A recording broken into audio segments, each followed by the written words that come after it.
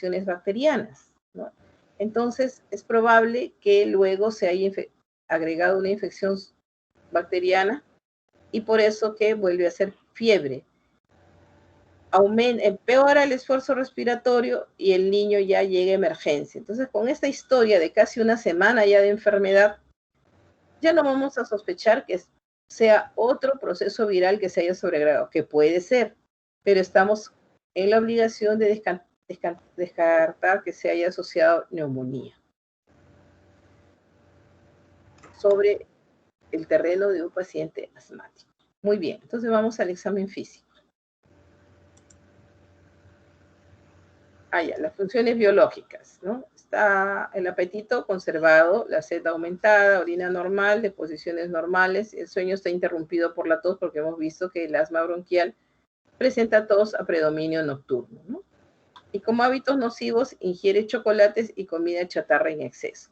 Entonces, esa es una costumbre bastante frecuente en nuestro medio. Todavía hay en la familia que para gratificar a un niño cuando se porta bien le dan un regalo de un chocolate, un caramelo, y con el hecho de que ambos padres generalmente trabajan fuera del hogar y no hay tiempo de preparar alimentos, una comida sana, saludable, entonces se adquiere con frecuencia comida chatarra, ¿no? Entonces, eso es una gran desventaja porque el niño probablemente no tenga una nutrición adecuada y vamos a ver, a lo mejor tiene algún grado de sobrepeso. Avanza, por favor. Ya, ¿quién quiere hablar sobre los antecedentes? ¿Jocelyn? Sí, doctora. A ver, Jocelyn, por favor. Ya, en los antecedentes personales, primero tenemos los antecedentes fisiológicos, que dice que prenatales es producto de la primera gestación. La madre tenía diabetes gestacional. En natales tenemos que tuvo un parto distóxico a término de 38 semanas y una cesárea por macrosomía fetal. Pesó 4.600 gramos y el llanto fue inmediato. En postnatales tenemos que recibió la lactancia materna exclusiva 6 meses, sus vacunas están completas y su desarrollo psicomotor es normal. Luego también tenemos los antecedentes patológicos. Espera, no, cada cosa tenemos que analizar. Así son los casos clínicos, así es la discusión clínica patológica, ¿ya? Entonces, ¿qué rescatas de aquí? ¿Qué antecedentes fisiológicos? Lo de la madre, que tiene diabetes gestacional. ¿Ah? Y aparte también que fue un niño muy grande, ¿no? La cesárea fue por macrosomía fetal. Y por eso tuvo que nacer por cesárea, ¿no? A pesar de que fue un niño macrosómico, tuvo un llanto inmediato, no hubo al menos datos de que haya tenido algún grado de asfixia, etcétera, ¿no? Entonces, recibió lactancia materna exclusiva. ¿Eso te parece importante? Sí, también, hasta los 6 meses, dice. Muy importante, ¿no? Porque la lactancia materna es la estrategia más importante para prevenir enfermedades de todo tipo, ¿no? Inmunológicas, virales, bacterianas, ¿no? Entonces, este niño ha recibido una protección natural muy importante, que es la leche materna exclusiva durante los primeros 6 meses. Otra protección importante es que a la edad que tiene ha recibido sus vacunas según el calendario del MINSA, con sus refuerzos, ¿no? Y que presenta un desarrollo psicomotor normal. Ahora sí, nos vamos a antecedentes patológicos. Bueno, en relación al niño macrosómico es porque la mamá presentó diabetes gestacional, ¿no? Siempre los niños se produce una serie de alteraciones endocrinas que hace que el niño gane peso en exceso. Muy bien, antecedentes patológicos.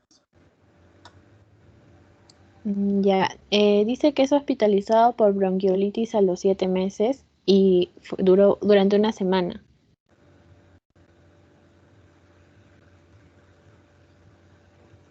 Ya, 9 meses. La infección Meses viral de haber más tenido en los niños menores de 2 años, ¿no? Entonces eso no nos llama la atención.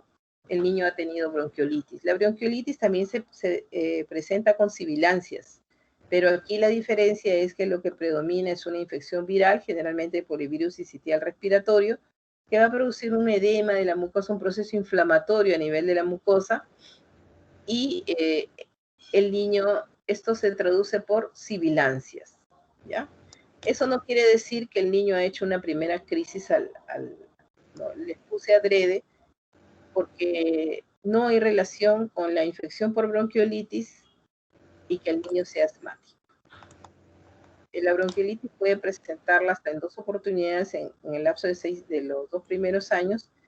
Sin embargo, eso no es un índice predictor de asma, como bien ha mencionado Foley. Pero, ¿qué más ha tenido? Crisis asmática a los 2 años. Presentó, aparte de los episodios recurrentes de sibilancias, a los 2 años ha tenido hospitalización por la crisis asmática. Atento a la exposición de Foley y tiene que rescatar algo más. A ver qué dice Mayra Chipana.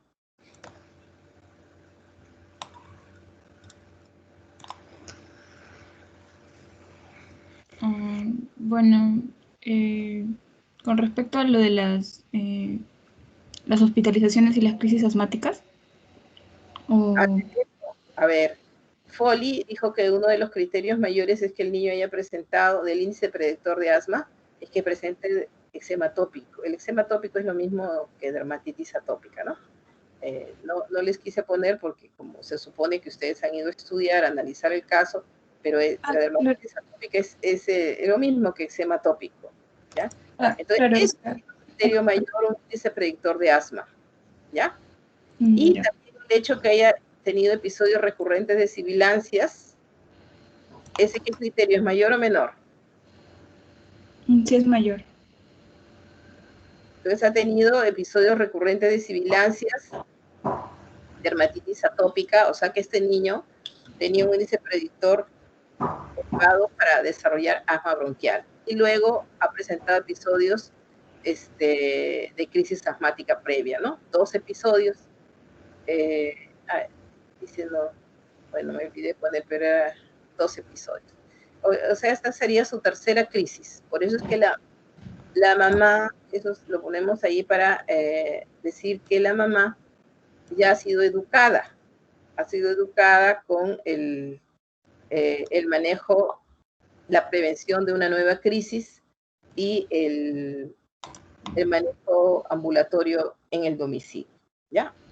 Y no niega cualquier otro antecedente de importancia, quirúrgico, transfusiones, etc. ¿ya?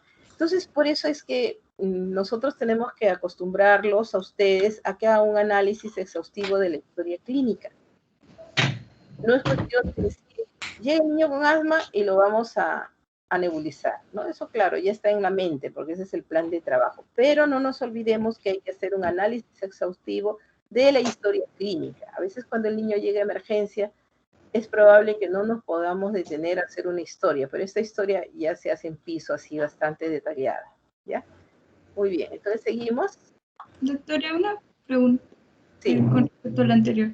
Lo que yo había entendido, o sea, con respecto a la dermatitis atópica y, bueno, la sibilancia ya creo que es una manifestación, pero esos antecedentes que había tenido un niño prácticamente fueron factores que predisponieron a que se sensibilice las vías respiratorias y así desencadenar el asma, ¿o cómo? Generalmente el asma bronquial infantil es de causa multifactorial. Hay factores genéticos de tendencia poligénica, como ha mencionado Foley. Hay factores medioambientales, ¿no? Y hay antecedentes familiares. Entonces vamos a ver, todavía no hemos llegado a antecedentes familiares. Pero el hecho es que la historia es así, ¿no? Vamos a ver más allá que otras cosas han influido en que este niño tenga dermatitis atópica.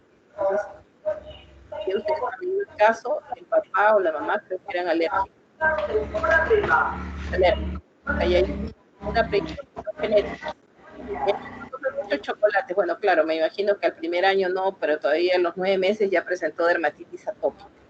Esa es la historia del asma, ¿no? Siempre el niño ha presentado cuadro de rinitis, de dermatitis y luego presenta ya las sibilancias recurrentes o pueden ser desencadenadas por un proceso respiratorio viral, que es frecuente en los niños menores de 2 años, siempre como vienen al mundo, se van colonizando con virus, van adquiriendo infecciones, entonces hace su primo infección viral, y entonces es frecuente que los niños que vayan a desarrollar asma, un proceso viral como el que hemos mencionado le desencadena sibilancias. No todos los niños hacen eso, pero aquí es un predictor de asma, un factor predictor de asma, ¿ya?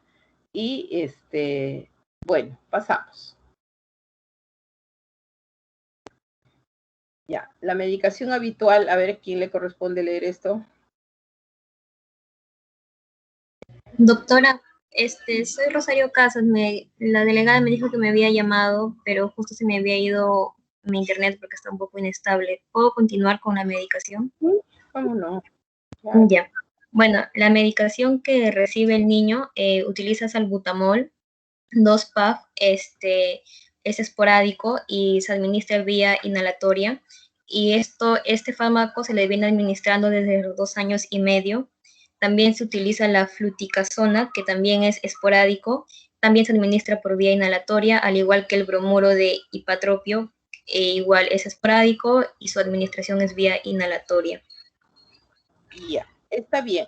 Entonces vemos que como ya el niño ha tenido episodios previos de crisis, entonces ya la mamá tiene su medicación, ¿no? Y como hemos visto que tiene antecedentes de sibilancias recurrentes, es probable que use en forma esporádica los beta-2 agonistas, ¿no? Y no haya cumplido con recibir un corticoide inhalado un tiempo prolongado como para prevenir el desarrollo de otra crisis ante una infección respiratoria, ¿no? Porque dice que la fluticasona es un corticoide inhalado que se da para la prevención de las nuevas crisis, ¿no? Y el bromuro de hipatropio ya hemos visto que es un corticoide, es un anticolinérgico, ¿no? Que va a potenciar el efecto broncodilatador y también va a reducir la producción de secreciones. Porque en el asma hay broncoconstricción, edema inflamatorio, ¿no? Gracias a la liberación de mediadores de la inflamación, donde están los leucotrienos, las prostaglandinas, la histamina, las bradiquininas, algunas otras citoquinas. Y entonces el manejo tiene que ser broncodilatador, antiinflamatorio y medicamentos que disminuyan la discrinia, ¿no? La discrinia, que es la producción de secreciones densas y espesas, muy ligosas y abundantes. ¿Ya? Continuamos. Continúa Rosario. Ya, doctora. Con respecto a los antecedentes familiares, el padre es ingeniero civil de 34 años y ha sido diagnosticado con diabetes mellitus. La madre tiene 32 años, es costurera y se le ha diagnosticado asma bronquial a los 15 años. Con respecto a la historia epidemiológica, los abuelos paternos tienen 70 años, viven en la misma casa y han sido diagnosticados con COVID-19 hace 2 semanas. El abuelo materno de 67 años presenta hipertensión arterial. La abuela materna de 65 años tiene rinitis alérgicas. Y bueno, hay crianza de animales del gato y el perro, bueno, animales domésticos.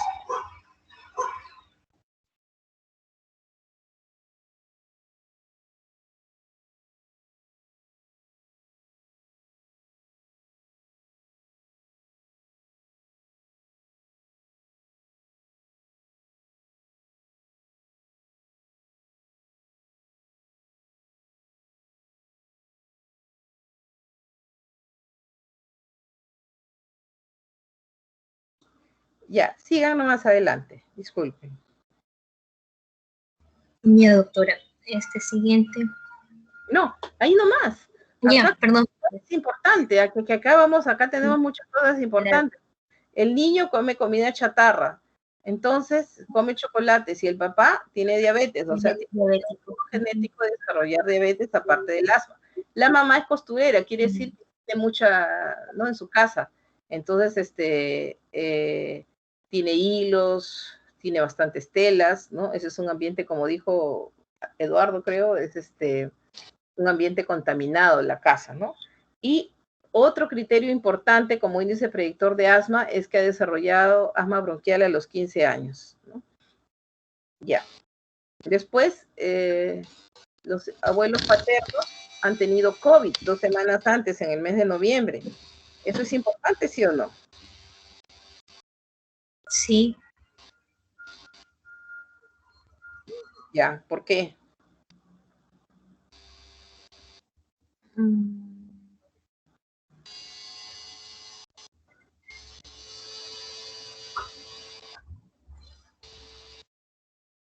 Porque el asma puede tapar un cuadro de COVID, doctora.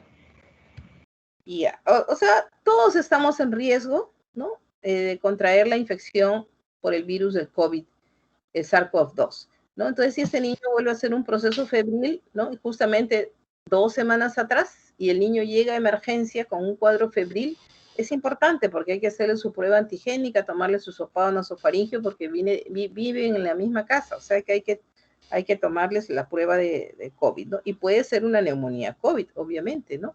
Puede ser que el niño puede estar ingresando por un COVID, ¿ya?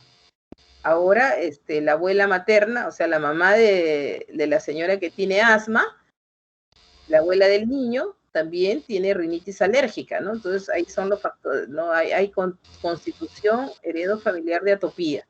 Y encima crían gato y perro, porque la caspa de los animales son uno de los factores desencadenantes de la hiperreactividad bronquial, ¿ya? La caspa de los animales, aparte del pelo. Entonces no era que teníamos que pasar así a la Boulanger nomás los antecedentes familiares. Siga nomás. Por eso les he dado desde ayer para que analicen, ¿ah? Lo han analizado bien. Seguimos. Con respecto al examen físico, su temperatura es de 38.9 grados centígrados, tiene fiebre. La frecuencia respiratoria se encuentra aumentada, tiene 32 respiraciones por minuto. La frecuencia cardíaca es de 122, también un poco aumentada. Su presión arterial es de 100/60. Bueno, otra vez la toma de temperatura es de 37.2 y el niño pesa 19 kilos. Ya. ¿Alguien se le ocurrió ver si este niño está de acuerdo, el peso está de acuerdo a su edad o tiene más peso de lo que le corresponde? Doctora, es obeso. ¿Ah? Es obeso, doctora, ¿qué le dice? Ya. Es obeso. Y justamente esa obesidad también es uno de los factores de riesgo para... Todo eso es adrede, no es un caso, bueno, pues se da. Pero ese caso lo hemos así diseñado como para que ustedes encuentren factores, ¿no? Entonces el niño llega febril, llega con la frecuencia respiratoria incrementada, porque se da la frecuencia respiratoria y debe estar entre 20 y 24, ¿no? Entonces está con polipnia, está taquicárdico, que está relacionado con la fiebre, está con una presión arterial normal, ¿no? Bueno, ya después le bajan la temperatura y llega a 37.2, ¿no? Y pesa 19 kilos. Bueno, el examen ectoscópico, a ver, léelo, Rosario. Ya, bueno, el paciente está despierto, es obeso, como se indica, sus ojos están levemente hundidos, colaborador, la verdad no sé qué significará eso. Presenta fiebre, la expiración es prolongada y tiraje intercostal y subcostal. La piel es tibia, elástica, el llenado capilar es menor de 2 segundos, hay una palidez ligera y no presenta cianosis. El tejido celular subcutáneo no hay edemas ni enfisema y bueno, la orofaringe congestiva, hay abundante secreción verdosa procedente de la nasofaringe, cuello cilíndrico, móvil, no hay adenopatías y el examen neurológico es normal. Ya, ver hasta aquí que puede sacar aparte, ya hemos visto, ¿no? Cuando aumenta la frecuencia respiratoria, cuando aumenta la fiebre, el niño, si no recibe líquidos en forma adecuada, se va a presentar algunos signos de deshidratación, ¿no?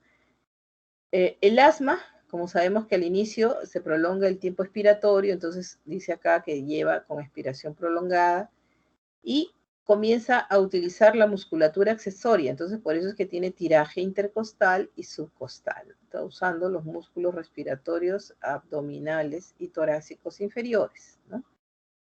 En la piel no hay palidez, no hay cianosis, entonces no estamos hablando de un cuadro muy severo, ¿no? No hay edemas ni enfisema, eso es importante ver en el asma porque el asma puede presentar neumotórax, ¿no? Lo que sí denota que hay una infección porque puede ser un síndrome rinosinusal, porque de la nasofaringe procede secreción verdosa abundante, ¿no? Muy bien, entonces aquí estamos hablando de que llega el paciente en una crisis asmática febril con sugestivo de una infección bacteriana, ¿no? Con secreción verdosa abundante. Sigue.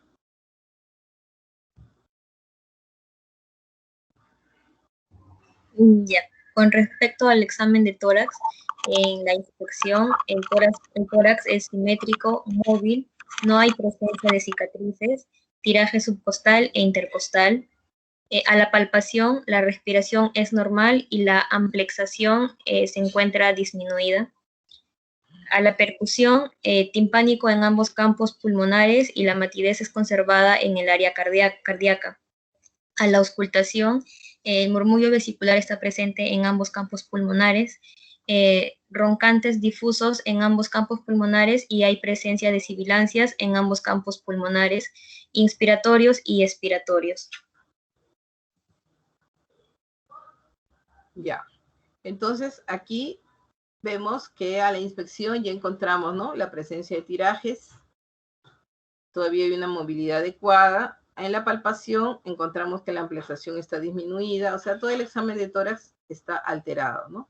Hay hipersonoridad, timpanismo, ¿no? En el área de los campos pulmonares y el murmullo vesicular está presente, pero con presencia de ruidos agregados de origen bronquial, ¿no? Roncantes, difusos, sibilancias en ambos campos y tanto en la inspiración como la expiración. Muy bien, entonces el examen de tórax es alterado. Seguimos. Pero no nos dice que haya crépitos, ¿no? O sea, no hay un compromiso parenquimal para sospechar en una neumonía. Entonces probablemente tenga una infección bacteriana sobreagregada que procede de las vías respiratorias, ¿no? Una rinosinusitis probablemente, que sea la causa de la fiebre. Está con bastante secreción verdosa por la nasofaringe. Pero al menos en pulmones aparentemente no se encuentra signología alveolar, o que es de tipo parenquimal, pero también vale la pena decir que las sibilancias y los roncos pueden ocultar los ruidos alveolares, ¿ya? O sea, puede haber crépitos, por eso es que generalmente al niño se le nebuliza, se rompe el espasmo y luego se vuelve a hacer el examen a ver si es que encontramos alguna evidencia de compromiso parenquimal. Y si es así, le tomamos una radiografía de tórax. Seguimos.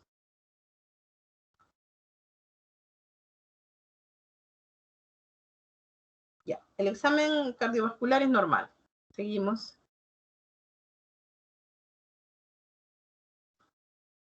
¿Qué me dice del examen de abdomen? Ya, el examen de abdomen, la inspección, el abdomen es blando, depresible y no se encuentra distendido, está sin cicatrices. A la auscultación, los ruidos hidroaéreos están presentes. A la palpación, el abdomen igual blando y depresible. A la palpación superficial no hay evidencia de signos de dolor, no se evidencia palpación de masa en los anexos. En la palpación profunda no se evidencia signos de dolor. No hay presencia de irritación peritoneal, no Bloomberg, signo de Roxing y signo de oleada negativo.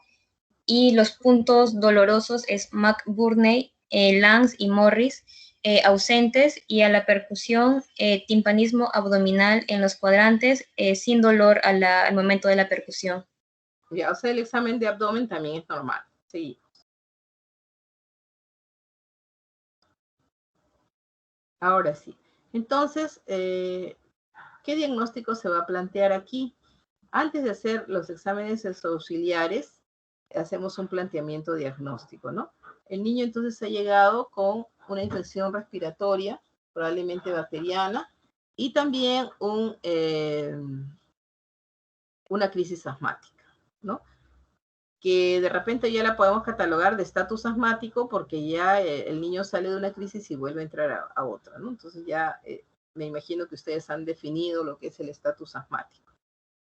Analizamos los exámenes, ¿no? Y vemos que el hemograma del día 10 que llega a emergencia está aparentemente normal, pero el día 13 hay leucocitosis más de 12.000, que es lo que llamaría la atención, ¿no? Le hacen un AGA porque llegó saturando 90% y ese AGA es con un FIO2 de 40%, o sea, es probable que el niño, como llegó con hipoxemia, le pusieron su cánula binasal o máscara para mejorar la oxigenación, le han dado un soporte oxigenatorio y el pH encuentran con una buena presión de oxígeno, pero está con un FIO2 de 40%.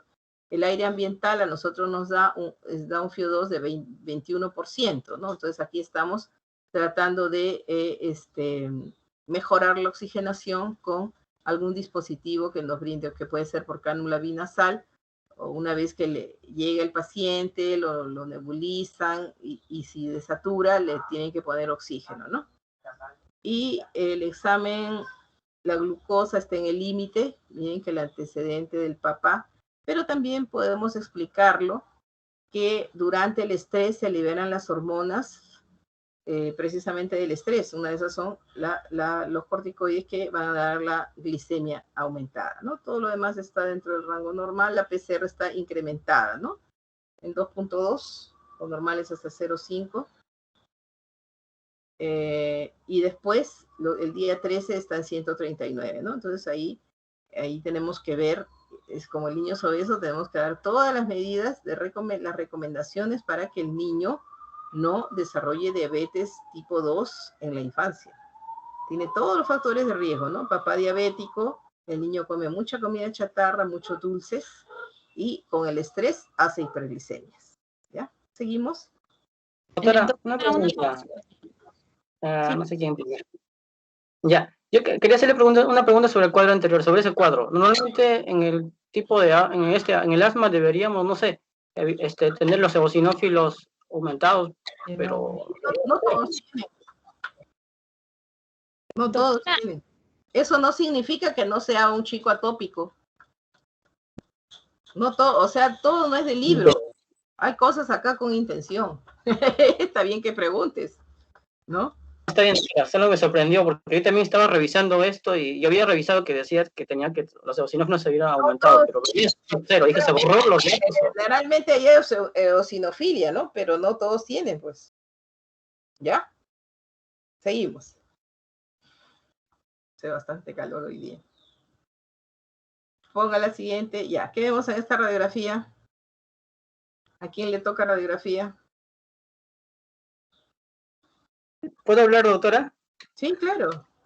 Bueno, no yo todavía esto, pero estaba revisando en las cositas así que nos podrían decir, y una de las cosas que se ven ahí es mi diafragma.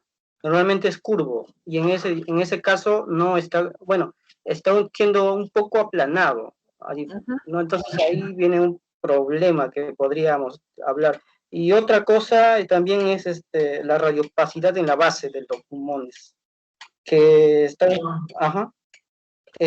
podría de repente esos dos aspectos poder darnos algún patrón inflamatorio o de repente alguna enfermedad obstructiva, ¿no? Porque esos dos casos generalmente son patrones de ese tipo.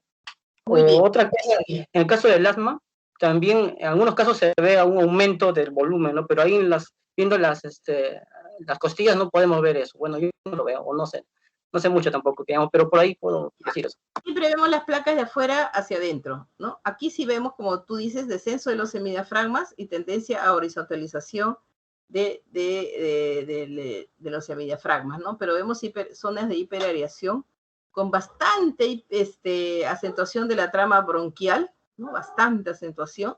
Hay bastante moco aquí, bastante moco. Y aquí, si ustedes lo ven, si tuviéramos una lateral, vemos que hay una atelectasia. Y eso se produce, estas también son atelectasias, ¿no? Por tapones de moco. ¿Ya? Bien. Anda abajo. Ya, bueno. ¿Cómo han puesto? Ahí creo que estábamos acabando. A ver. Solamente el caso. Seguimos con la otra placa. 3 días después, cuando reingresa, ¿no? Le sacamos. Es una placa donde sí tienen infiltrado, ¿no? Aquí ya vemos un moteo de tipo bronconeumónico. Entonces puede ser dos cosas. O sea, acá vemos que la telectasia sigue, ¿no? Y esto se volvió un infiltrado. Pues sí hay una neumonía bacteriana. Seguimos. Y le inician antibióticos y luego se limpia, ¿no? El infiltrado neumónico se limpia que sigue todavía la acentuación de la trama bronquial. Esto es típico de los pacientes asmáticos. ¿Ya? Seguimos. Ya, entonces ahora sí, voy a cambiar, voy a irme al celular porque tengo que salir. Por eso yo quería adelantar y voy a seguir el caso en el celular, por favor. Ya, volvemos a entrar y ya cómo han separado. A ver, tú me has dicho, ya hemos hecho el análisis del caso Foley y vamos a continuar con lo que ustedes han preparado, ¿ya? Ya, doctora, está bien. Salir para entrar en mi celular, ¿bien? Ya, doctora, está bien, la esperamos. Ya. Gracias. Ustedes.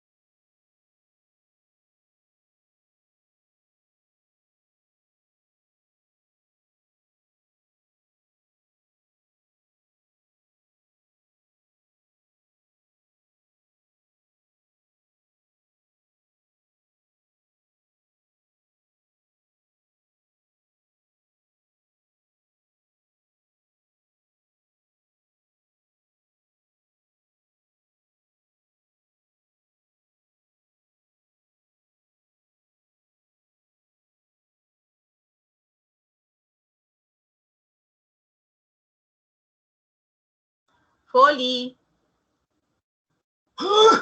Doctora, dígame. ¿me puedes llamar para entrar por el celular al Teams, por favor?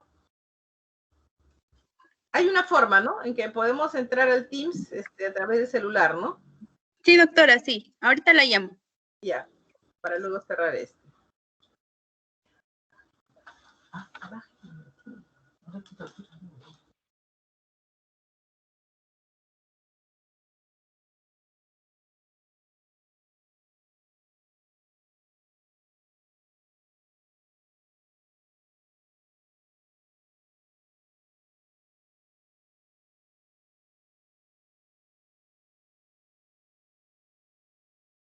Doctora, primero tiene que salir de esta reunión, o sea, cerrar ahorita la reunión de su computadora.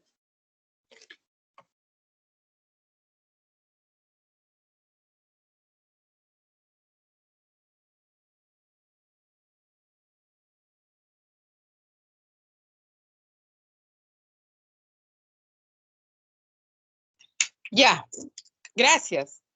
Ahora sí pueden continuar, Ya, doctora. por favor. Doctora, ¿se puede ver mi pantalla? Sí, veo. Ya. ¿Quién está exponiendo? Rosario Casas. Ya, muy bien. Ya, bueno, continuando con la definición y la introducción que había dado mi compañera acerca del asma, voy a continuar con la prevalencia, si algo chiquito. Bueno, según estudios internacionales, se ha demostrado que hay un aumento a nivel mundial de la prevalencia del asma en las últimas décadas, pero este va a tener variaciones geográficas. Según la OMS, el asma, bueno, es la enfermedad crónica más frecuente en la población infantil de todo el mundo y hay más de 339 millones de personas con asma y más del 80% de las muertes asociadas al asma se han producido en países con ingresos bajos y medio bajos. Estudios en España revelan que la prevalencia del asma en la edad pediátrica, según el Instituto Nacional de Estadística, es del 4.8 en niños de 0 a 4 años, de 7.39% en niños de 5 a 9 años y del 7.99% en la edad de los 10 a 15 años. Y en el Perú, la tendencia de los casos de asma en los últimos 4 años es irregular, pero se orienta hacia el incremento. El 54.77% de los episodios reportados en estos últimos 4 años corresponde a niños menores de 2 años, mientras que el 45.23% afecta a los niños entre los 2 a 4 años. Ahora, respondiendo a la segunda pregunta del cuestionario, ¿cuáles son los factores de riesgo y predisponentes del asma bronquial? El asma es una enfermedad multifactorial y se van a diferenciar factores causantes del desarrollo del asma en los que se van a incluir a los factores dependientes del huésped que principalmente van a ser genéticos. También hay factores medioambientales que, eso los va a explicar mi compañera. Y a pesar de los mecanismos que van a afectar al desarrollo y la expresión del asma suelen ser muy complejos y también interactivos. Van a haber ciertos aspectos del desarrollo, por ejemplo, la maduración de la respuesta inmune y el tiempo de exposición a infecciones durante los primeros años, que esos van a ser catalogados como importantes factores que pueden modificar el riesgo de asma en una persona susceptible genéticamente. Y hay algunas características que se han vinculado a un aumento del riesgo del asma, pero no son verdaderos factores causales por sí solos. Yo voy a explicar los factores de riesgo dependientes del huésped. Dentro de ellos tenemos a los factores genéticos, como ya se ha venido explicando. Dentro de los factores genéticos, se explica que el asma tiene un componente hereditario complejo en el que múltiples genes van a estar implicados y van a interactuar entre ellos y con fenómenos ambientales. La influencia del asma familiar se está reconocida y ya que si los padres presentan o padecen asma, este es un factor de riesgo muy importante en el desarrollo, en lo que se ha estado viendo. También se menciona la mayor concordancia de gemelos idénticos con una probabilidad de hasta un 60%. Y la presencia o la historia de atopia, la cual se considera que incrementa entre 10 y 20 veces el riesgo de asma. Datos actuales muestran que múltiples genes pueden estar implicados en la patogénesis del asma y diferentes genes pueden estar implicados en diferentes grupos étnicos. Esto, la patogenia, lo van a explicar mis otros compañeros. Otro factor dependiente del huésped es la obesidad, como hemos estado viendo, y se ha demostrado que la obesidad es un factor de riesgo para padecer asma. Ciertos mediadores, como por ejemplo la leptina, pueden afectar a la función pulmonar y pueden incrementar la probabilidad de desarrollar el asma. Y bueno, el sexo masculino es un factor de riesgo para desempeñar el asma en el niño. Antes de los 14 años, la prevalencia de asma es aproximadamente 2 veces mayor en niños que en niños. Y durante la adolescencia, esta diferencia se iguala, pero ya en la edad adulta, el asma suele ser más frecuente en la mujer.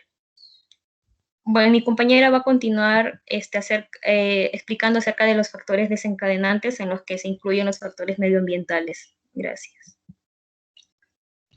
Buenas tardes, doctora. Siguiendo con la exposición, tenemos a los factores desencadenantes ambientales, en la que vamos a tener a los alérgenos, que esto, a pesar de ser conocidos estos alérgenos como una causa de exacerbación asmática, su papel específico en el desarrollo del asma no está bien explicado. Entonces, tenemos que los ácaros son la causa más importante de alergia respiratoria, pero también tenemos estudios donde nos muestran que la sensibilización a los alérgenos de los ácaros de polvo, epitelio del gato o del perro, son factores independientes de riesgo para los síntomas del asma en el niño de más de 3 años de edad. Y para algunos alérgenos tales como por ejemplo los derivados del polvo de la casa o de las cucarachas, la prevalencia de sensibilización parece estar correlacionada directamente con la exposición. Luego vamos a tener las infecciones, en la que tenemos a los virus respiratorios sincitial y al virus para influenza. Estos ocasionan una variedad de síntomas muy similares al fenotipo asmático. Estudios a largo plazo en niños con diagnóstico del virus respiratorio sincitial han mostrado que aproximadamente el 40% continuará con sibilantes o tendrán un asma en el futuro. Y por otro lado, la evidencia también indica que ciertas infecciones respiratorias, como por ejemplo el sarampión, pueden proteger del desarrollo posterior de asma. Y respecto a las infecciones parasitarias, aunque en general no protegen contra el asma, la infección por ejemplo, anquilostoma puede reducir el riesgo. Luego vamos a tener la exposición al tabaco, y esto es tanto a nivel prenatal como postnatal. La exposición al tabaco se va a asociar con una peor función pulmonar y una mayor incidencia de síntomas asmáticos. Existe evidencia de que la exposición pasiva al humo del tabaco va a aumentar el riesgo de la enfermedad respiratoria del tracto inferior. Y también tenemos que el humo del tabaco contiene unos 4.000 componentes tóxicos, los cuales elevan los niveles de inmunoglobulina E, y estudios epidemiológicos ponen de manifiesto un incremento de esta inmunoglobulina entre los fumadores, ya sean pasivos o activos. También se estima que una vez desarrollada la alergia o el asma bronquial, el contacto del paciente con el tabaco puede desencadenar agudizaciones, también puede aumentar la gravedad, el número de atenciones urgentes o también las hospitalizaciones, y también puede dar lugar a un peor tratamiento, ¿no? Una peor respuesta al tratamiento. Luego tenemos la contaminación ambiental. Ay, sí, se me fue.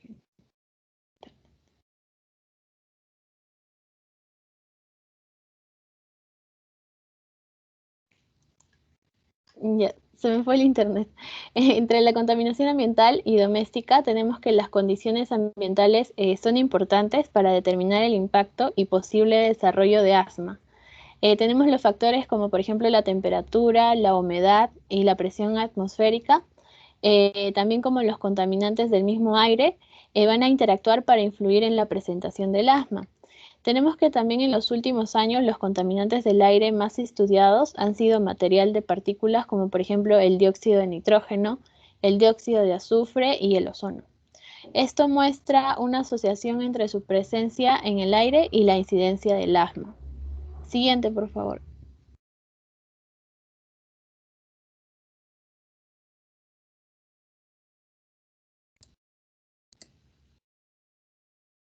Siguiente.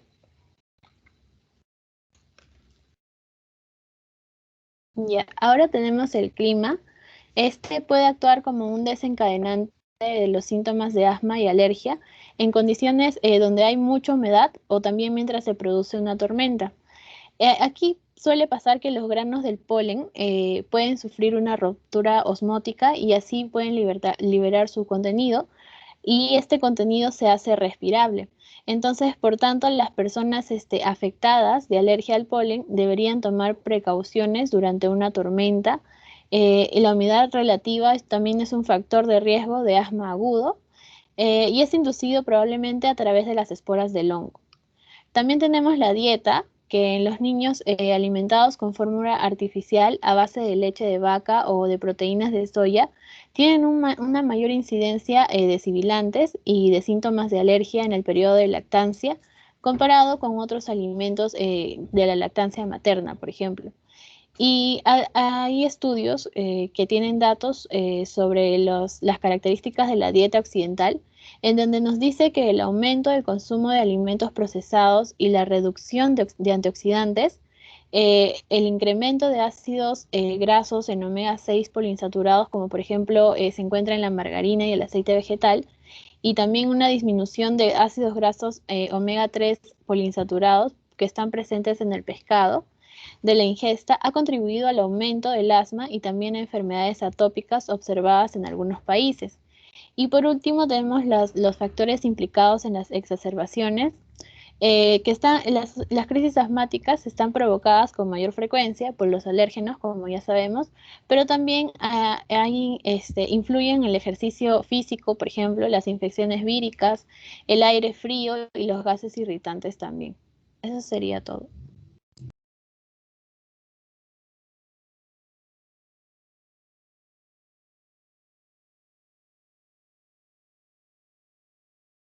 ¿Tú eres Jocelyn? ¿Jocelyn? Sí, doctora. Ya, muy bien. Jocelyn. Ya, muy bien. ¿Quién va a continuar?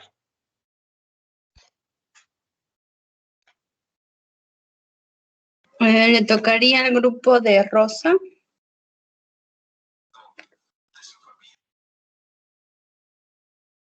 Sí, doctora, voy a presentar mi diapositiva.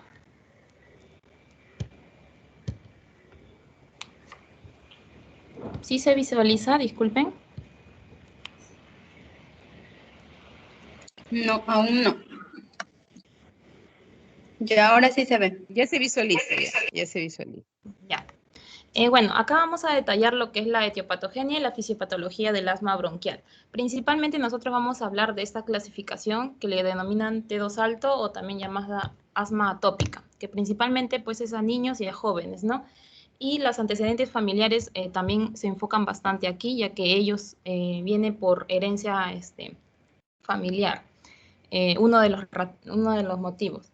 Pero también vamos a ver que la inmunoglobulina E es predominante, hay una hipersensibilidad de tipo 1, perdón, o lo que denominamos una mediada por la inmunoglobulina E. Entonces, parte de la fisiopatología, vamos a ver una fisiopatología normal, que justamente vemos aquí a células, al epitelio normal. Bueno, esto lo vamos a ver después.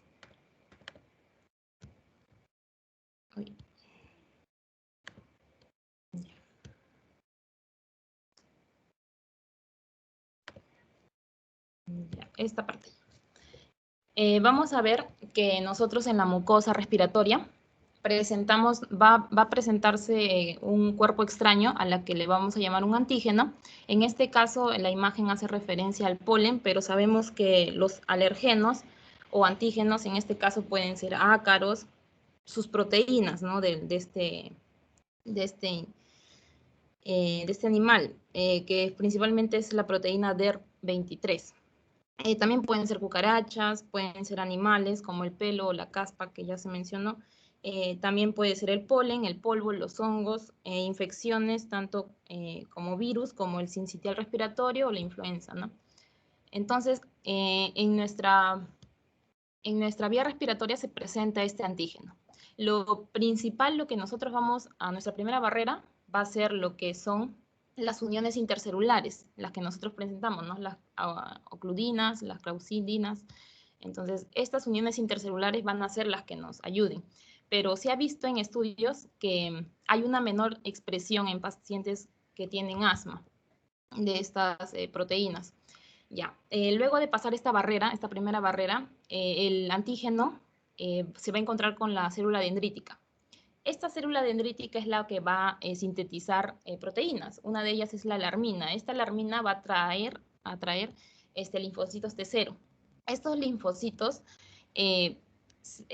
producto de otras interleuquinas, como son la interleuquina 4, 6 y 13, especialmente la 13, van a formar leucocitos helper tipo 2. Y este leucocito helper tipo 2 es el que el que nos va a dar esta cascada normal en la que reacciona el cuerpo, ¿no? Si produce, como vemos aquí, interleuquina 4, va a producirse linfocitos B. Estos linfocitos B son los que van a producir pues anticuerpos, en este caso la inmunoglobulina E. Si produce la otra vía, que sería interleuquina 5, va a producir eosinófilos. Entonces vamos a ver en esta vía, ¿no? En esta vía donde está mediada por la interleuquina 4, produciendo linfocitos B, y los anticuerpos que aquí vemos, ¿no? Estas van a ir y van a ser recibidas o captadas por las células o los mastocitos, ¿no? La célula cebada o mastocito. Cuando no tiene un receptor, cuando el receptor está libre, se dice que el mastocito está inactivo. Pero cuando el receptor ya se une a un linfocito E, se dice que está activo. Está sensibilizado. Entonces, esto es lo normal, pero ¿qué pasa si el antígeno viene y se une a este receptor de inmunoglobulina E? Ya el mastocito ya no se llamaría sensibilizado, sino sería ya un mastocito activo. Entonces vamos a ver que también hay otra ruta, ¿no? La ruta cuando se presenta la interleuquina 5. Vamos a formar o reclutar eosinófilos. Estos eosinófilos van a ser los que estos eosinófilos principalmente van a abundar, y estas son las que van a producir leucotrienos, en especial el B4, el D4 y el E4. Y estos son importantes porque esto es lo que nos va a dar la sintomatología, ¿no? Estos leucotrienos, porque van a presentar broncoconstricción. Entonces, y vemos que los mastocitos van a producir histaminas. Histamina va a producir también otros mediadores, como es leucotrienos, y entre otros.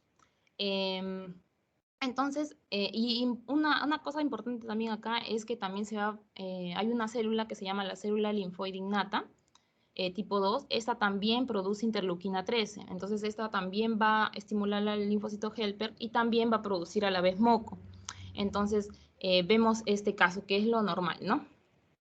Pero de ahí, en un paciente asmático, vamos a ver que hay dos reacciones, una reacción inicial y una reacción tardía. Y esto va a ser producto de los cambios de los mediadores que ya mencionamos, ¿no? Los leucotrienos. Pero vamos a ver que una reacción inicial que dura solamente minutos es cuando se activa este mastocito, ¿no? Pasa de un mastocito sensibilizado a un mastocito activo. Esto principalmente está ejecutado por la histamina. Es el principal mediador en este caso. Y este va a activar justamente, como acá vemos en la imagen,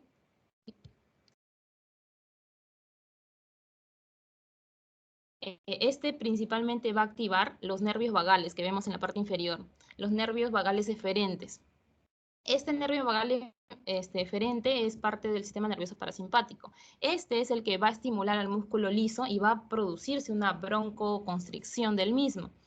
Y a la vez, no solamente produce eso, sino que también activa estas células cebadas o mastocitos, produciendo excesivo moco en el lumen, ¿no? De ahí, producto de esto también, este nervio también va a ser estimular, va a ir a los vasos sanguíneos y va también a estimular un edema, ¿no? Aumentando la permeabilidad vascular, entonces produciendo así edema. Y obviamente, si hay edema en la célula, también hay una inflamación, ¿no? Producto de las vías respiratorias. Eso es en lo que es la reacción inicial, pero ¿qué vamos a ver en una reacción final que ya es al transcurso de horas o días, ¿no?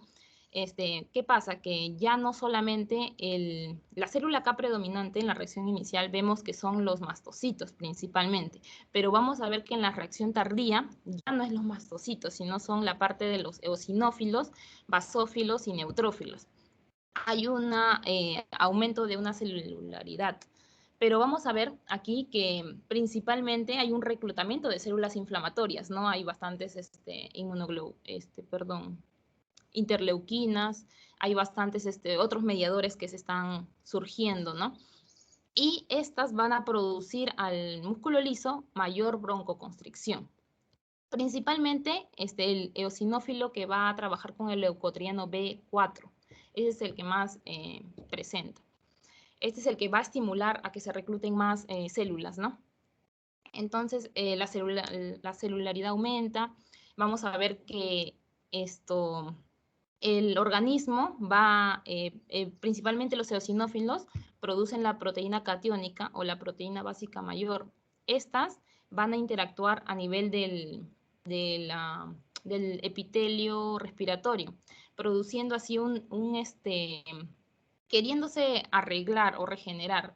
Esto es lo que nosotros como mecanismo de defensa vamos a remodelar esta vía aérea, produciendo este daño irreversible. Y esto es lo que nosotros queremos evitar, ¿no? Por eso es un tratamiento adecuado y pertinente, ¿no? Y a tiempo, ¿no? Entonces vamos a ver que las diferencias principalmente van a ser, en una persona normal, vamos a ver que el epitelio es normal, las células caliciformes son pocas, como vemos aquí, pero las glándulas también, mucosas, las que van a presentar más moco que las células caliciformes, van a ser también pocas, el cartílago está normal, el músculo liso también está normal, ¿no? Y hay pocos vasos sanguíneos también, pero en cambio en un paciente asmático vemos que ya está esta parte de la remodelación de la vía aérea ya se está efectuando. Y aquí vamos a ver que hay disnea, ¿no? Disnea, ¿por qué? Porque el lumen de la vía aérea, vamos a ver que se está tapando producto del moco y aparte le añadimos la broncoconstricción del músculo liso, ¿no? También hay una hipertrofia de este músculo liso. También vamos a ver una fibrosis subepitelial, ¿no? Porque se quiere reconstruir otra vez el tejido. También vamos a ver un aumento de la celularidad, en especial eosinófilos, pero no es en todos los casos, como ya hemos visto. También hay neutrófilos, ¿no? Y también vemos que hay una hiperplasia de glándulas mucosas, ¿no? Ocasionando mayor moco, ¿no? En la vía aérea, en la luz, ¿no? Y hay un aumento de la vascularización también, como vemos aquí en la imagen. Entonces, eso sería todo. No olvidemos que es una reacción de hipersensibilidad tipo 1, ¿no? Mediada por inmunoglobulina E. Eso sería todo.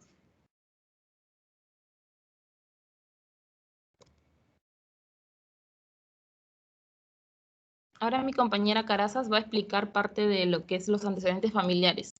Tú eres Rosa Córdoba, ¿no? Sí, sí, doctora. Ya, perfecto. Muy bien. Sigue. Ya.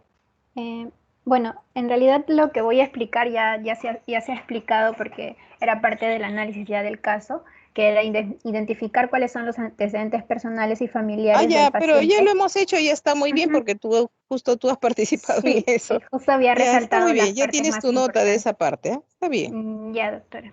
Sí, lo único que podría de repente agregar es que en base al Hospital de Emergencias Pediátricas también hay factores que ya los han explicado mis compañeras, pero casi es lo similar que ya ellas han mencionado, que son los factores predisponentes endógenos, que vendrían a ser, ¿no?, la edad, el sexo, la herencia, y la atopia, que es lo principal que se ha presentado en este caso, y la hiperactividad bronquial e inflamación, y los factores desencadenantes exógenos que pueden ser específicos o inmunológicos, que vienen a ser los alérgenos inhalables y los ingeribles, ¿no? En el caso de los inhalables, ya mis compañeras mencionaron que son los epitelios de los animales, el polvo de la casa, los hongos y el polen. Y en el caso de los alérgenos ingeribles, que vendrían a ser algunos alimentos que ya mencionaron y los medicamentos también que se presentan. Y los inespecíficos que ya están relacionados a lo externo, ¿no? A lo que es ambiental, a lo que es los cambios de temperatura, la estación y el clima. Eso más que nada está en la guía del Hospital de Emergencias Pediátricas, por eso lo agregué, pero ya se mencionó anteriormente. Ya, muy bien, Gracias. Lisette. Ya, ¿quién sigue?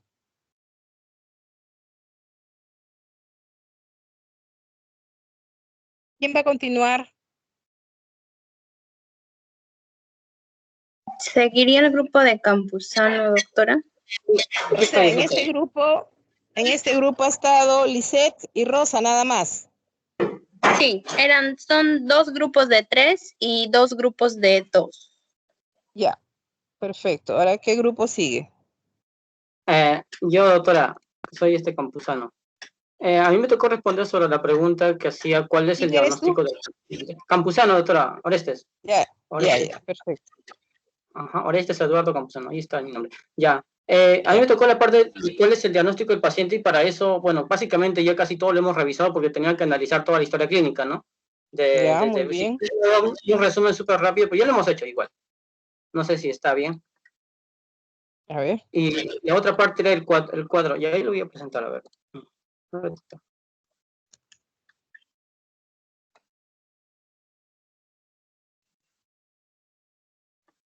¿Se puede ver la pantalla? No, aún no. Ahí, espera un ratito. Ya se visualiza. Ya, ahora sí. Ya. Respecto... A ver, vamos a ver más. Ya, ahí está grande. Respecto para cómo realizar el diagnóstico, tenemos que ver varios aspectos, ¿no? Desde la parte de la historia clínica, evaluar la exploración física y algunos estudios de laboratorio, ¿no? Y es casi como les dije, ya lo habíamos tocado, pero igual vamos a resaltar solamente las partes importantes de todo lo que habíamos visto, ¿no? Respecto a la historia clínica, los antecedentes de atopia, ¿no? O los antecedentes en realidad personales, ¿no? Y vamos a ver que en este caso, bueno, este paciente sí tiene antecedentes, se va por dos puntos, ¿no? Y acá lo tenemos. La bronquiolitis, que es un tipo de asma, perdón, puede ser desencadenada por un virus, que podría ser uno, y el otro que es la dermatitis atópica, ¿no? Ese es el otro antecedente que de importancia en esta parte, ¿no? Yo acá les decía, bueno, que básicamente como una predisposición genética de producir anticuerpos tipo E. En este caso, nuestro paciente tenía dermatitis atópica. Okay. Bueno, en esta parte es el caso clínico respecto a los antecedentes de forma general. Básicamente lo que hice fue ponerlo en un gráfico. Y vemos que algunos hechos interesantes, como por ejemplo, cómo nace con el parto distóxico, o sea, ha tenido que necesitar ayuda por una complicación que ha tenido, ¿no? Y algo que ver es la dermatitis atópica a los 9 meses, a los 2 años, la presencia de la crisis asmática, ¿no? Y también algo que nos llamó la atención es que a partir de la dermatitis atópica que presenta a los 9 meses va a tener episodios recurrentes de sibilancias, ¿no? Eso para resaltar. En los antecedentes familiares, acá lo tengo, pero ya, no, todavía no. En los antecedentes familiares, como desarrollando todo esto, recordamos que la madre, en resumen, ha tenido asma desde los 15 años, asma bronquial desde los 15 años. Entonces eso ya es un alto riesgo, ¿no? Y el otro es que en el caso de dónde están viviendo, o la abuela, digo, ha tenido rinitis alérgica, también es otro antecedente que puede ser tomado en cuenta. Y el tercero es que el lugar donde viven tienen una crianza de animales, de perros y gatos, lo cual también aumenta, digamos, las posibilidades, ¿no? En este caso. Y acá, bueno, le he hecho un gráfico donde nos dice que la posibilidad de desarrollar alergia va a variar si es que, por ejemplo, tenemos un antecedente. Si no tenemos padres con alergia, por ejemplo, tendríamos la alergia, desarrollar alergia en general, ¿no? En este caso sería asmática. Si no tenemos padres que tengan esa predisposición, pues que es como un 15 o un 10%, ¿no? Y si que algún padre tiene un tipo de alergia, pues esto aumenta a un 20 o un 40%. Y si en todo caso ambos tienen, pues las probabilidades aumentan de 5% hasta 80%, es lo que había encontrado, ¿no? Y también en el caso hay que analizar varios factores de riesgo. Por ejemplo, los más resaltantes los he puesto aquí, ¿no? En el caso de la edad, vemos, como les había incluso opinado con la doctora, que el que sea de pronto menos de 5 años ya le hace predisposición a que tenga de repente un problema relacionado en este caso, ¿no? El otro caso de los antecedentes familiares, que lo acabo de mostrar, también es un factor de riesgo. En caso de la atopia, la dermatitis que tenía, ¿no? Y más aún la rinitis del abuelo, que también le hacen predispuesto. Y después son enfermedades virales, que también les había hablado, ¿no? Y el otro es la sibilancia en el pecho constante, ¿no? Y el otro caso que habíamos visto, y también cuando estamos discutiendo, lo evaluamos, es la obesidad. En este paciente, estos casos, estos factores podrían darnos una idea, ¿no? Como le dije, es lo que hay que evaluar. En caso de la exploración física, aquí es importante tener en cuenta o resaltar, ¿no? Cuando vemos la frecuencia respiratoria, la frecuencia cardíaca, vemos que ambos están súper aumentados, ¿no? Frecuencia respiratoria 32, la fiebre también, obviamente, ¿no? Y bueno, eso igual nos va a servir para más adelante mi compañero va a hablar de un cuadro, ¿no? Y ahí vamos a evaluar, vamos a ver que la frecuencia respiratoria aumentada es un criterio para clasificar la gravedad, ¿no?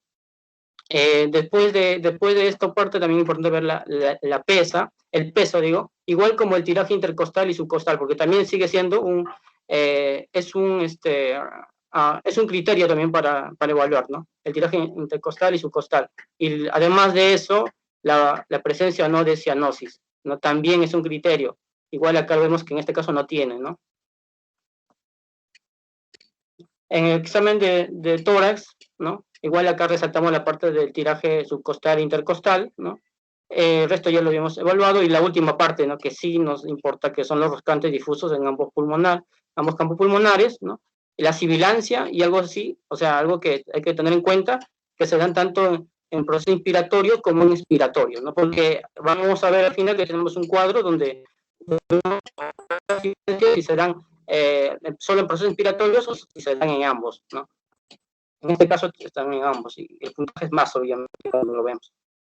En los exámenes auxiliares, bueno, aquí en esta parte yo estaría pensando justo preguntar a la doctora por qué la eosinofilia, no veo eosinofilia marcada, ¿no? Porque normalmente podríamos tener aumentado, incluso mi compañera Rosa habló de que sí, deberían estar, ¿no? Pero bueno, la doctora ya nos explicó en esa parte, ¿no? Y bueno, la parte de los otros que están los lados, digamos, tres normales. Y bueno, esto de la glucosa, yo he hablado ya, ¿no? Solo para resolver eso. Ya, muy bien, muy bien, Eduardo. Ya, y al final de eso, creo que mi compañero les iba a hablar, bueno, ya entonces, ¿no? De la parte de que el puntaje lo va a mi compañero en todo caso. Ah, ya.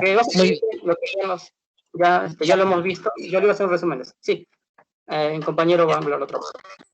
Ya, listo. Gracias. Doctora, me avisa cuando lleguen a verse mis diapositivas, por favor. Hola, sí se ve. Un momento. Voy a compartir pantalla. A ver. Y acá. Ya.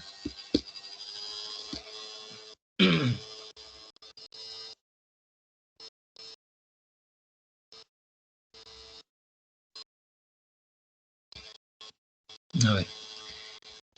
Bueno, buenas tardes, doctora.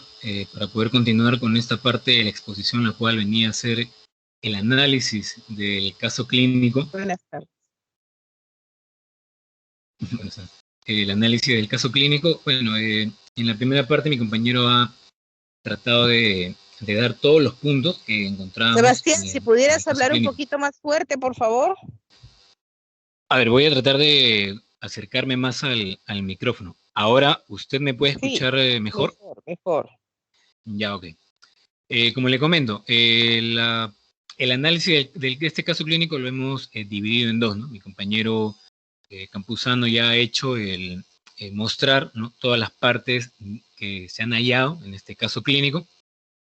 A mí me toca hacer lo que es una exploración resumida de lo que es el asma para tratar de compararlo con los datos que se están encontrando en el paciente, ¿no? Y así poder evaluar con la teoría y con algunos análisis de laboratorio y imagenología esta enfermedad, ¿no? Bueno, los 4 puntos principales que hallamos en el asma es la obstrucción, hipersensibilidad bronquial, la inflamación y en algunos casos la remodelación por el daño epitelial, ¿no? En aquellos casos repetitivos, en aquellos casos en los que la persona lleva años, ¿no?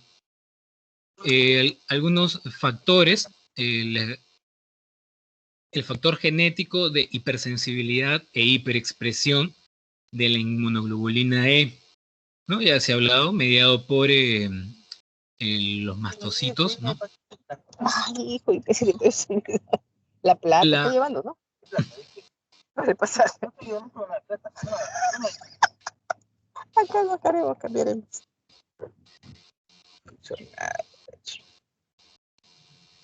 La exposición prenatal al humo del tabaco, contaminación, cambios hormonales, ¿no?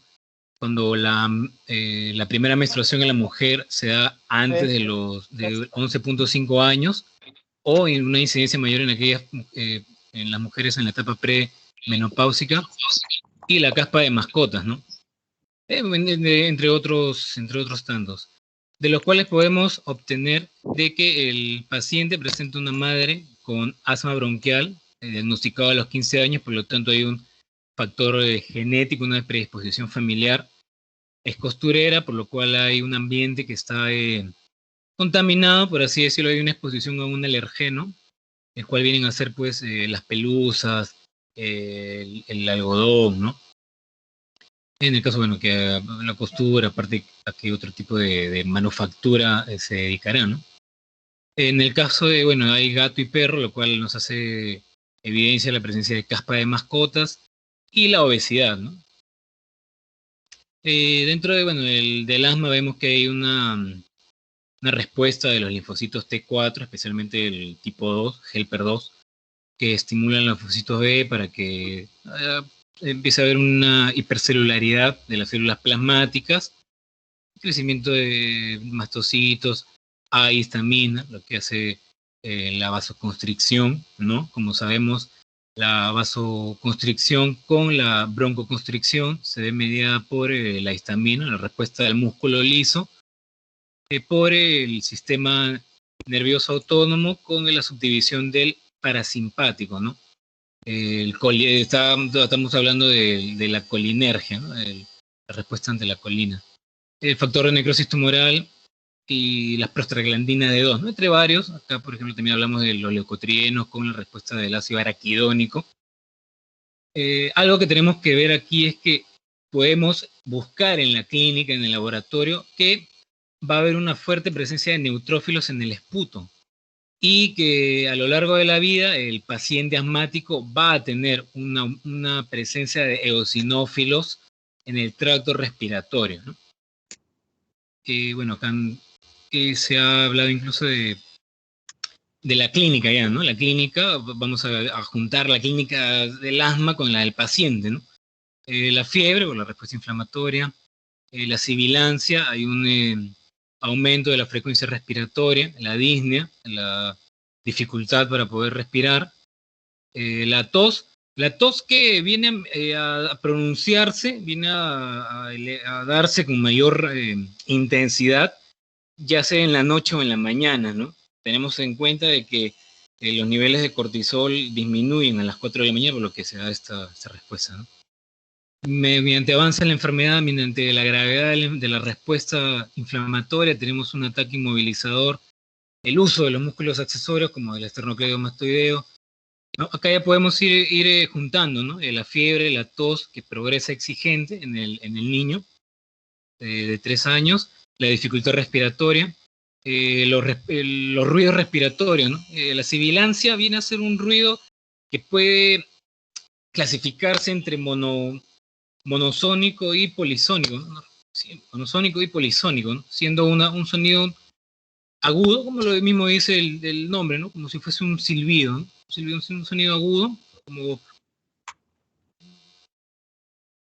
como el mismo brisa, ¿no? El mismo brisa. En cambio, ese es el monosónico, ¿no? El polisónico es un poco más fuerte, ¿no? El ruido torácico, ahí está, bueno. La fatiga, bueno, piel húmeda, la persona que es asmática, piel húmeda, ansiedad, ¿no? Por estos recurrentes ataques. La cianosis, que no se encuentra en el paciente. Taquicardia, bueno, acá vemos que ha habido un aumento de la frecuencia respiratoria, del estado de la temperatura, de la frecuencia cardíaca, ¿no? Hay una hiperinflación pulmonar en la persona en la cual está con las vías aéreas obstruidas, por lo que se está reteniendo aire, ¿no? En lo que viene a ser el volumen residual, ¿no? Hiperventilación, hipoxemia, por la falta de llegada de oxígeno a la sangre, por la hiperformación de moco, hipercapnia, aumenta la resistencia vascular pulmonar, por lo cual también se ha visto de que hay un aumento del trabajo de la mitad derecha del corazón, no recuerdo el nombre, disculpen. Bueno, acá el tiraje intercostal y subcostal del paciente, hay una leve palidez por tal vez una vasoconstricción, no hay cianosis, pero tampoco no hay edema, ¿no? La siguiente imagen viene a ser el score o el puntaje de Birman y Pearson, o la modificación por tal. Acá, bueno, habían dos cuadros, ¿no? Algunos hablaban de paquete muscular y otros hablan ya de subcostal e intercostal, ¿no? El puntaje, bueno, en la frecuencia respiratoria hay que evaluar primero la edad, ¿no? Si es menor a 6 meses, mayor o igual a 6 meses. La frecuencia respiratoria menor o igual a 40, a la cual vamos aumentando de 15 en 15, ¿no? Aumentando de 15 en 15, vamos dando un puntaje, ¿no? Igual en mayor de 6 meses, igual 30, 15, 15, 15, vamos dando un puntaje.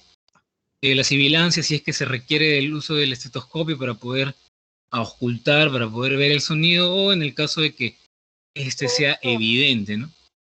La cianosis y el tiraje, ¿no? Los músculos que se están utilizando. Haciendo la evaluación del puntaje, obtenemos un puntaje de 5, lo cual nos da un grado leve, ¿no? Nada más. Y bueno, grados de criterios de severidad, bueno, no hay cianosis, solamente el tórax con las sibilancias, pero la persona está, como dicen, ¿no? Es participativa, ¿no? Participativa, o sea, que está con un estado de conciencia normal, ¿no? No hay irritabilidad. No hay irritabilidad del paciente y su estado de conciencia es normal. Y bueno, el agotamiento ventilatorio. Bueno, las imágenes nos presentaban de que había pues una secreción mucosa en la parte cercana a los hilios pulmonares, a la zona bronquial de los hilios pulmonares, pero que con la medicación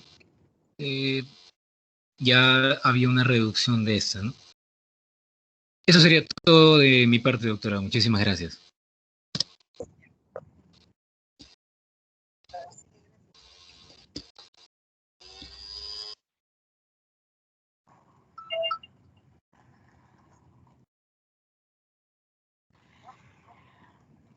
Ya, Sebastián, está bien.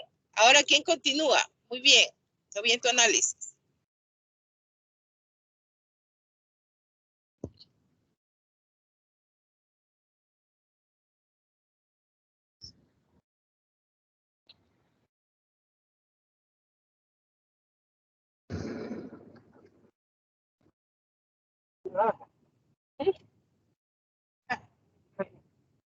Sí, ya está bien. ¿Quién continúa, por favor?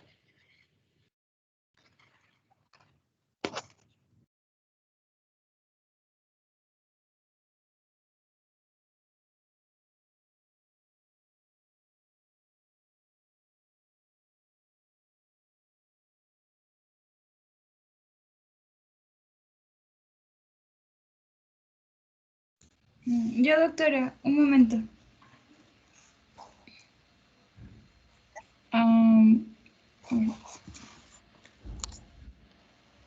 Doctora. Sí, dime. Tenemos ahorita patología, doctora, en 10 minutos. Ah, ya. ¿Cuántos faltan? 2 nomás, ¿no? Sí, faltan 2. ¿Qué es lo que iban a hacer? Está bien hasta el momento, ¿ah?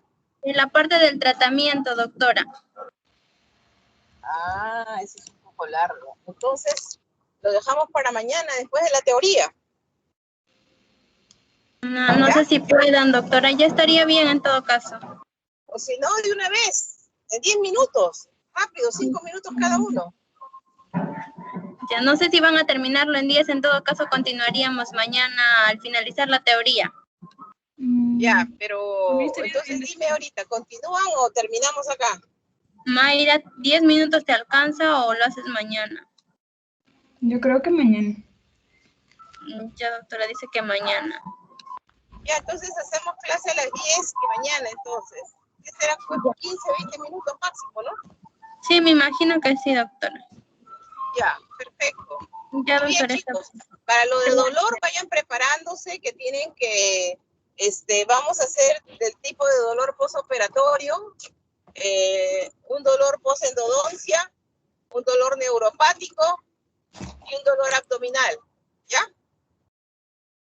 Perfecto. Entonces, ya, doctora, usted nos va a mandar el... No, ya les di el ejemplo. Cada grupo prepara su casito de dolor, chiquito nomás. Por ejemplo, por eso le digo, postoperatorio, dolor postoperatorio, a ver, una cirugía de cadera, por ejemplo, ¿ya? Ya, postoperatorio, postendodoncia me dijo. ¿Qué más, doctora? Postendodoncia, un dolor un dolor abdominal, ¿ya? Ya. Y una pancreatitis, por ejemplo, una pancreatitis aguda. Y el otro, un dolor neuropático, una neuralgia del trigémino, ¿ya? Neuropático. Ya, doctora, está bien. Para que casen los 4, ¿ya? Perfecto. Ya, doctora, está bien. Mañana, Foli, gracias. Gracias, doctora, hasta luego.